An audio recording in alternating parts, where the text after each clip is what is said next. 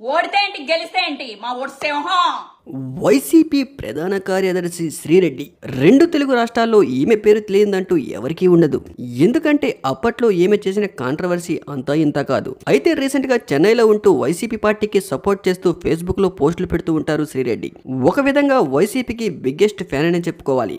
వైసీపీకి తన వంతుగా తన సహాయాన్ని చేస్తూ పార్టీకి తన వంతు ప్రయత్నంగా సపోర్ట్ చేస్తూ ఉంటారు. అయితే రీసెంట్ గా వైసీపీ పార్టీ భారీ పరాజయం తర్వాత శ్రీరెడ్డి ఒక్కసారిగా ప్లేట్ ఫిరాయించారని చెప్పుకోవాలి.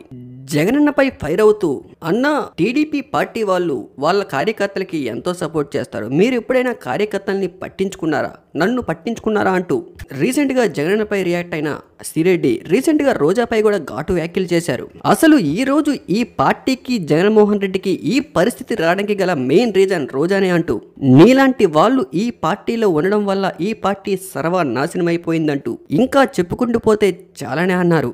సారీ జగనన్న, రోజాని మాత్రం వదలను అంటూ ఫేస్బుక్ పోస్ట్ లో తన ఫ్రస్ట్రేషన్ చెప్తూ ఘాటుగా రియాక్ట్ అయ్యారు శ్రీరెడ్డి. అయితే ఒక్కసారిగా పార్టీ ఇంత పరాజయం అవడానికి గల కారణం వైసీపీ పార్టీలో ఉన్న ఎమ్మెల్యేలు మాట్లాడే విధానమని చెప్పుకోవాలి. టీడీపీలో కూడా కొంతమంది ఎమ్మెల్యేలు అలా మాట్లాడినా కూడా మరీ ఇంత వరస్ట్ గా ఏ ఎమ్మెల్యే కూడా రియాక్ట్ అయ్యేవారు కాదు. కానీ వైసీపీలో ఉన్న కొంతమంది ఎమ్మెల్యేలు మంత్రులు మాత్రం నోటికి వచ్చినట్టు మాట్లాడేవారు.